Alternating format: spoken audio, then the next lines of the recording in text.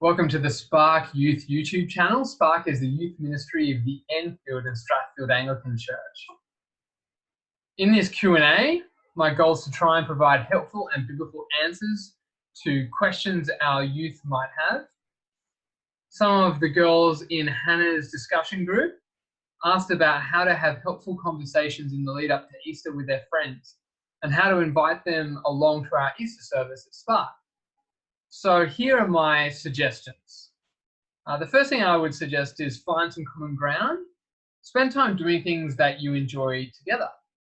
Maybe a study group online video game like Minecraft, online board game, go on a walk or a run with someone, a Netflix party, call them, have a chat, your crafternoon, words with friends, a baking party over Zoom. And as you spend time with your friend or your family member, show genuine interest and find ways to show God's love. Take them a meal, take notes for them at school if they're not able to make it, or help them to study, ask for prayer points, ask to pray for them and remind them that you're still praying. Take them a care package if they're sick or feeling down. Take interest in the things they're doing and pursue some of those things yourself. Maybe read a book that they're reading and do a book club with them, for example. And pray for an opportunity. Pray for them on a certain day of the week, for example. I've got a PrayerMate app, and in my PrayerMate, I actually set a certain day to pray for friends or family members. And pray during your conversation with them. And it's important then to be prepared to give your testimony, share about what Jesus has done in your life and for you, and how he has changed your life. This is a really easy thing to do, and people tend to be really engaged as you share about what Jesus has done in your life. And ask them about what they believe. The hardest part of the conversation is asking a probing question. The first two questions are the hardest, after which the other person normally opens up and the conversation flows naturally, more or less. The first question is asking them what their thoughts are about Jesus. Or seeing as Easter is approaching, ask them whether they believe Jesus really rose again at Easter. The next hardest question is the follow-up probing question. There are any number of ways they might respond to this question. Generally, people find personal questions about their faith a little awkward, so they'll generally try and close the conversation down with something like, I'm not religious or I'm atheist.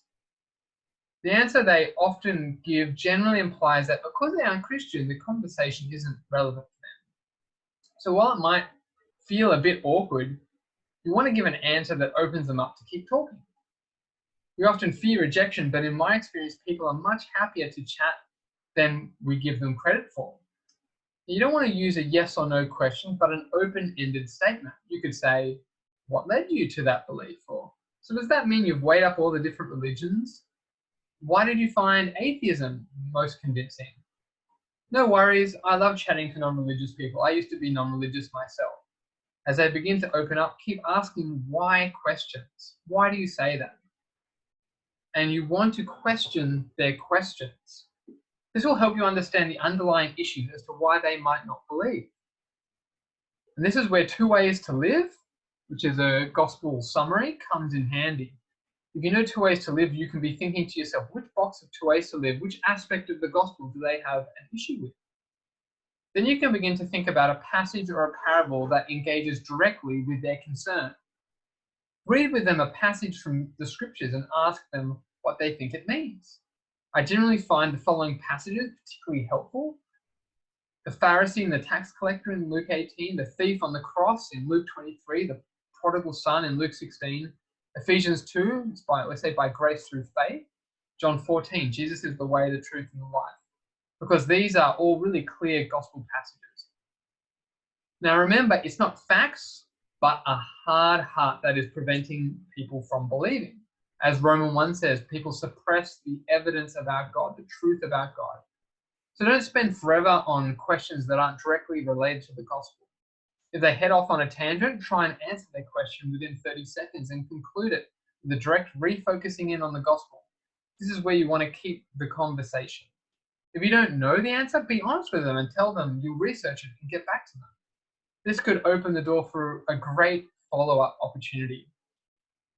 As you move towards the gospel, ask diagnostic questions to help see the importance of the gospel. Like, if you were to die tonight, where do you think you would go? And when you die, why should God let you into heaven? And do you have certainty that you'll go to heaven? You can actually use the 10 Commandments to convict people of their sin and their need for Jesus, as most people have spent their life developing rescue devices to justify themselves as being generally good people. When sharing the gospel, Ways to Live is a great resource. You can even read it out if need be. The quickest way to answer their questions is by describing, and to share the gospel is by describing religion versus Christianity as do versus done. Religion is all about do, and it leads to guilt. But Christianity is all about what Jesus has done, and it leads to assurance. At the end of the conversation, leave them with a challenge. For example, if there's a possibility that it could be true, isn't it worth a little of your time to investigate the claims of Jesus in the Gospels? Then you want to give them easy ways for them to continue investigating Jesus.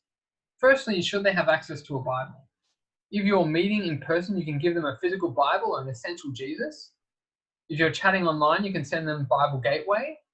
A great online resource is uncover.org.uk, which has guided questions and videos to go along with the Gospels.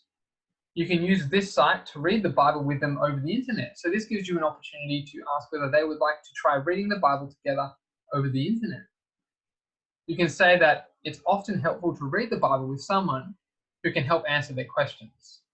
Tell them you can just meet up once and see how they find it. Here at Spark, we have a promo flyer designed for your non-Christian friends. So send a copy to them so they can log in and join us online. You don't even need to have big conversations with people. You can just send it on to your friends or your family members and say, I'm not sure what you're doing over Easter, but I'd love you to join me as we celebrate Jesus at Easter at church. Here's the invite. Easter is an easy invite, as a larger proportion of people seem to be willing to give church a go at Easter and Christmas, more so than other times. And seeing as all they need to do is turn on their computer, it's such an easy invite. Now, don't forget to message them on the day of the service you've invited them to, as they're probably likely to forget. If you have a friend who also knows them, tell them about your conversation so they can pray, and so they can think intentionally how they might also get alongside this person in friendship and intentional conversation. But obviously you don't want to overwhelm them. You won't get everything right or say everything you want to say, but Jesus told Paul in 2 Corinthians 12 that his strength was made perfect in weakness. So we can trust God to work through our weak attempts to share the gospel. So commit your conversation to God in prayer. Today after Spark, I took my kids out for a walk to give my wife Pip a break, and I bumped into my neighbour. After a friendly conversation, I asked him whether he was attending a religious service over Easter. He replied that he wasn't very religious, but came from a Muslim background. I asked him whether he had thought much about Jesus and the significance of Easter. He said he didn't know much about Easter, and I got to explain the significance of the resurrection. He said he believed in a God, but wasn't that interested. I told him about the resurrection and the compelling evidence of the eyewitness accounts, and the significance of the resurrection, that it proves Jesus has defeated death, that he is God, that he alone provides the way to have a relationship with God, and that he will return to judge. I shared with him that if there is a God, which he already said he believed there was, then surely God would care about our response to him. That when we die, we will all face God. And if we leave it till then, it will be too late.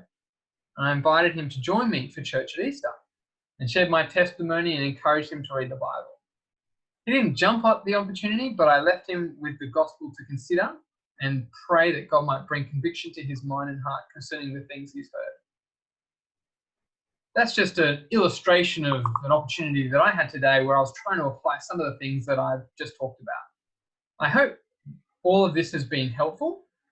I've been encouraged by the willingness of my senior boys in our discussion group who've been pushing themselves out of their comfort zone to invite their friends along to Spark. And I know many of you are doing the same with God's help. And I pray we can all make the most of the opportunities we have this Easter